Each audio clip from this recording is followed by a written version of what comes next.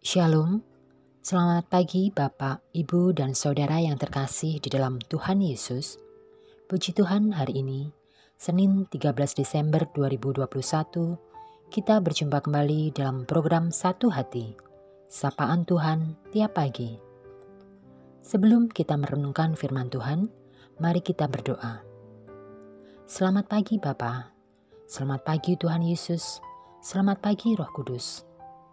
Puji syukur kami panjatkan karena pagi ini kami dapat menikmati satu hari baru.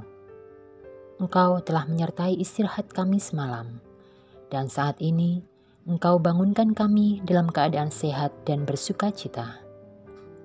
Tuhan, saat ini kami hendak merenungkan firman-Mu. Kiranya Engkau menyertai dan memberkati kami, sehingga kami dapat mendengarkan dan mengerti akan firman-Mu. Di dalam nama Tuhan Yesus, doa ini kami panjatkan. Amin. Firman Tuhan yang akan kita renungkan pada pagi hari ini diambil dari kitab Matius 2 ayat 1-3 yang akan dibacakan oleh Ananda Pujan, salah satu jemaat pra-remaja GKJ Condong Catur. Silahkan Ananda Pujan.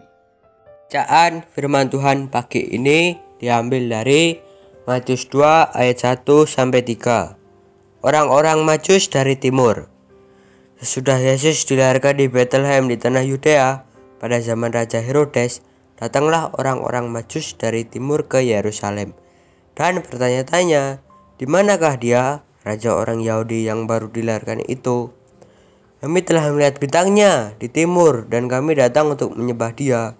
Ketika Raja Herodes mendengar hal itu, terkejutlah ia beserta seluruh Yerusalem. Demikian firman Tuhan.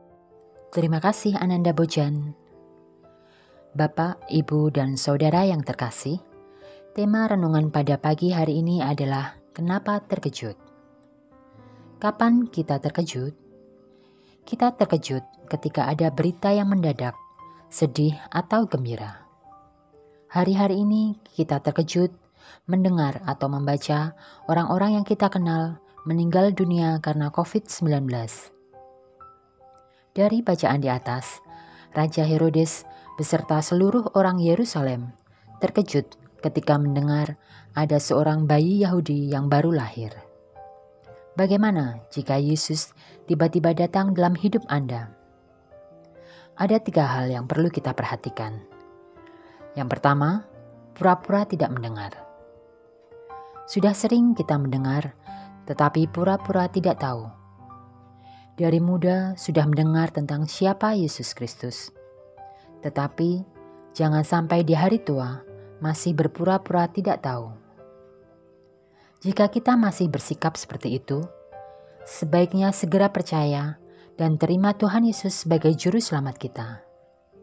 Sadarlah bahwa Tuhan bisa mendadak datang di tengah malam saat kita tidur. Apakah kita sudah siap? Kedua, menunda mengambil keputusan. Raja Herodes terkejut karena kelahiran Tuhan Yesus. Oleh sebab itu, dia minta para Majus untuk menyelidiki lebih dulu siapa yang disebut raja orang Yahudi yang lahir itu. Menunda dengan banyak alasan, biasanya karena merasa belum waktunya percaya atau masih ada waktu yang panjang.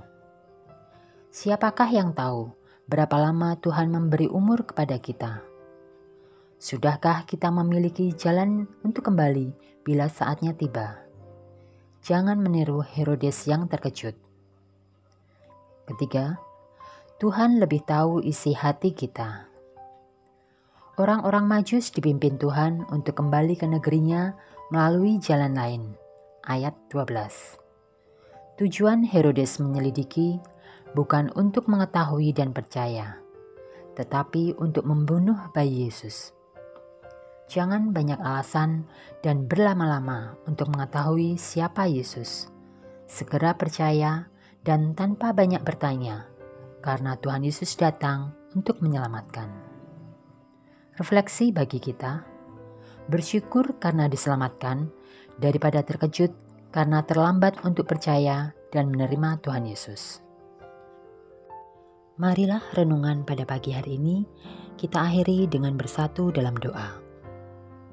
Kembali kami menghadap hadirat-Mu ya Allah, mengucapkan syukur dan terima kasih untuk firman yang telah kami terima. Melalui firman-Mu, kami diingatkan bahwa kedatangan-Mu bisa sewaktu-waktu terjadi dan tidak dapat diperkirakan.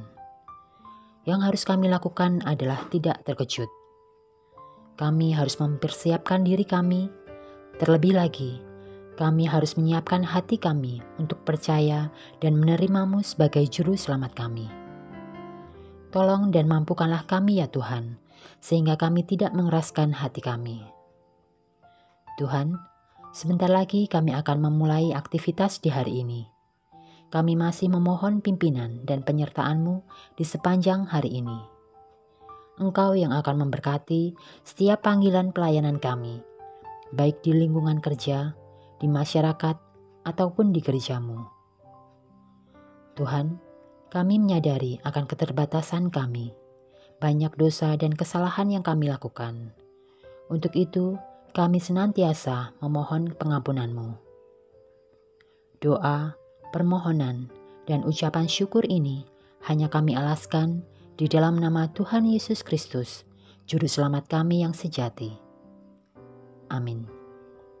Selamat pagi, selamat beraktivitas, Tuhan Yesus memberkati.